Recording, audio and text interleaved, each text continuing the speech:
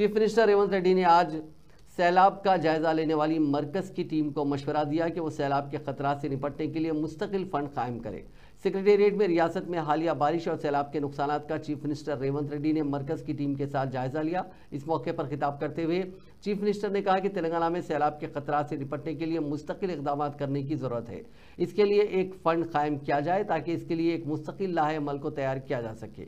उन्होंने मरकज की टीम को रियासत में हुए नुकसानात की तवज्जो दहानी कराते हुए बगैर किसी शराइत के फौरी असर के साथ फंड जारी करने की दरख्वास्त की। चीफ मिनिस्टर ने कहा कि अब तक मुख्तलिफ महकमों की जानिब से मौसूल होने वाली इत्तलात के मुताबिक रियासत में बारिश और सैलाब से 10,032 करोड़ का नुकसान हुआ है। मजीद तफसीलात हासिल की जानी है।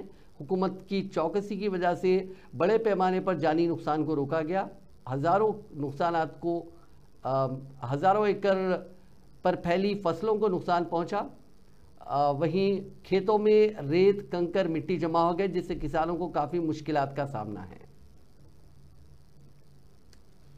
चीफ मिनिस्टर रेवंत रेड्डी ने जुमे को तजवीज़ किया कि ट्रैफिक को बाकायदा बनाने के लिए ज़नख़ों की खिदमात बाहिसत वॉलंटियर्स हासिल की जा सकती हैं और उन्हें होम गार्ड्स के खतूत पर रोज़गार भी फराहम किया जा सकता है। उन्होंने हिदायत दी कि रज़ाकाराना तौर पर खिदमात अंजाम देने वाले ज़नख़ों की तफसीलात हासिल की जाए।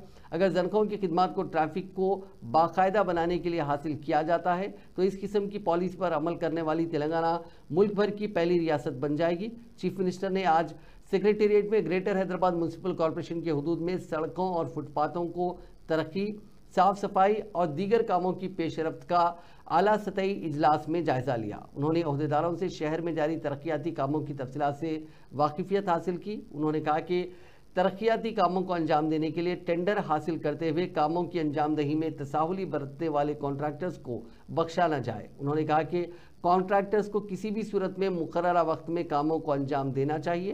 काम ना करने वाले कॉन्ट्रैक्टर्स की मुकम्मल तफसीलात हासिल करते हुए 15 दिन के अंदर रिपोर्ट पेश करने की अहदेदारों को हिदायत दी।